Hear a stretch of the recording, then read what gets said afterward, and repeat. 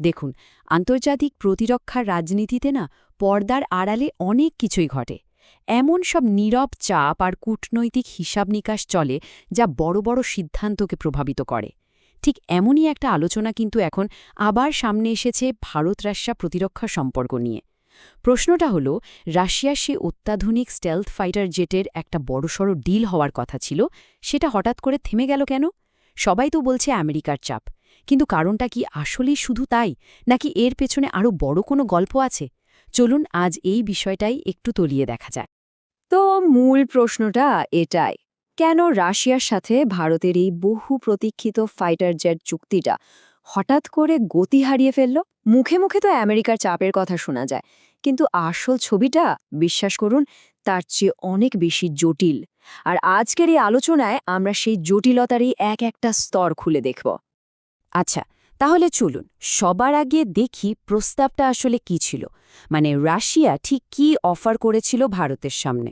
কারণ রাশিয়ার পঞ্চম প্রজন্মের স্টেলথ ফাইটার জেট নিয়ে যে প্রস্তাবটা ছিল, সেটাকে এক কথায় দুর্দান্ত বললেও কম বলা হয়। আর ঠিক এই কারণে ভারতের এই দ্বিধাটা আরও বেশি ইন্টারেস্টিং হয়ে উঠেছে।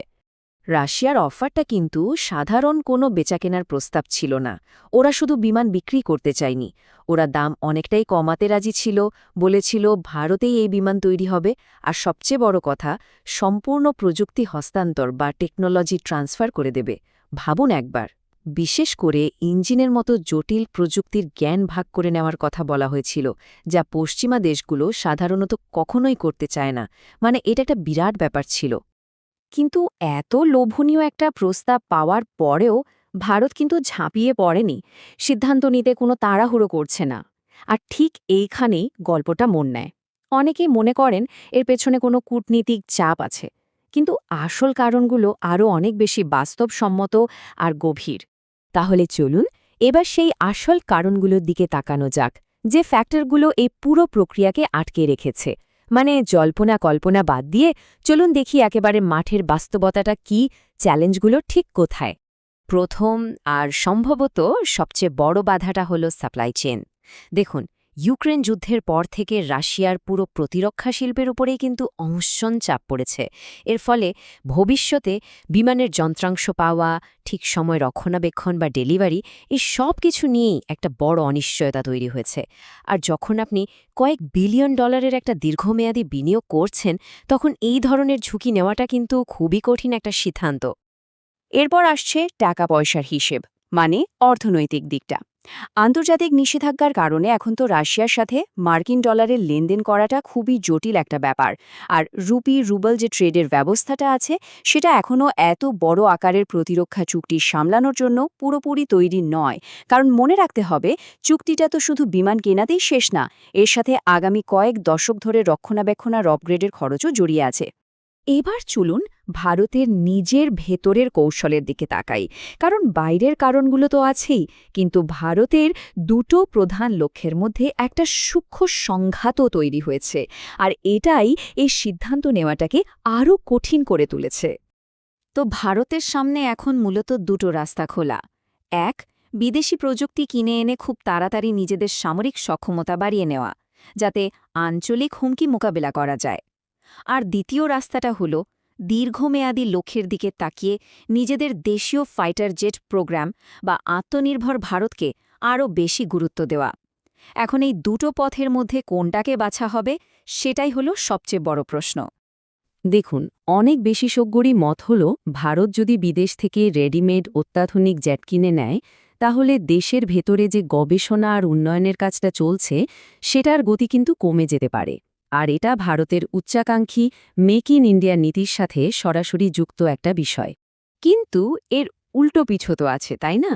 বর্তমান নিরাপত্তা পরিস্থিতিতে সময় কিন্তু একটা বিরাট ফ্যাক্টর। প্রতিবেশী দেশগুলো যখন দ্রুত তাদের স্টেলথ জেটের সংখ্যা বাড়িয়েই চলেছে, তখন ভারতের হাতে হয়তো নিজেদের প্রোগ্রামের জন্য বছরের পর বছর অপেক্ষা করার সেই বিলাসিতাটা নেই। মানে দ্রুত আধুনিকীকরণের প্রয়োজনটাও কিন্তু অস্বীকার করার উপায় নেই। সুতরাং বোঝাই যাচ্ছে যে এটা কোনো সাদাকালো সিদ্ধান্ত নয়, এটা একটা ভীষণ জটিল সমীকরণ, যেখানে ভূরাজনীতি, অর্থনীতি, সাপ্লাই চেন আর দেশের ভবিষ্যৎ কৌশল সবকিছু এক সুতোয় বাধা পড়ে গেছে। তবে ভারত কিন্তু হাত গুটিয়ে বসে নেই। তারা বেশ সক্রিয়ভাবেই অন্যান্য বিকল্প রাস্তাগুলোও খতিয়ে দেখছে। যেমন ইউরোপের দেশগুলোর সাথে নতুন যুদ্ধবিমান নিয়ে আলোচনা কিন্তু চলছে। হ্যাঁ, সেখানে খরচ হয়তো বেশি পড়বে, কিন্তু সাপ্লাই চেইন অনেক বেশি স্থিতিশীল হবে। শুধু তাই নয়, আধুনিক যুদ্ধের অভিজ্ঞতা থেকে শিক্ষা নিয়ে ভারত তার পুরো আকাশ প্রতিরক্ষা কৌশলটাই নতুন করে সাজানোর কথা ভাবছে। শেষ পর্যন্ত ভারতের চূড়ান্ত সিদ্ধান্তটা কিন্তু এই 4টে প্রধান স্তম্ভের ওপরই নির্ভর করবে। প্রথমত, ভূ-রাজনৈতিক বাস্তবতা আর বিভিন্ন দেশের সাথে সম্পর্ক। দ্বিতীয়ত, অর্থনৈতিক দিকটা, মানে নিষেধাজ্ঞা আর পেমেন্ট সিস্টেমের জটিলতা। তৃতীয়ত, সাপ্লাই চেইনের স্থিতিশীলতা, মানে কয়েক দশক ধরে যন্ত্রাংশ পাওয়ার নিশ্চয়তা। আর চতুর্থত, ভারতের নিজস্ব কৌশলগত লক্ষ্য। এই সব কিছুর মধ্যে একটা নিখুঁত ভারসাম্য খুঁজে বের করার কঠিন কাজটাই এখন চলছে। সবশেষে একটা প্রশ্ন থেকেই যায়, এই যে এত জটিল পরিস্থিতি, এখানে ভারতের জন্য কোন পথটা বেছে নেওয়া বেশি বাস্তবসম্মত? বিদেশি প্রযুক্তির ওপর নির্ভর করে দ্রুত ক্ষমতা বাড়ানো, নাকি সব বাধা পেরিয়ে দেশীয় উন্নয়নের দীর্ঘ আর কঠিন পথে হাঁটা? এই ব্যাপারটা নিয়ে কিন্তু ভাবার অনেক সুযোগ আছে।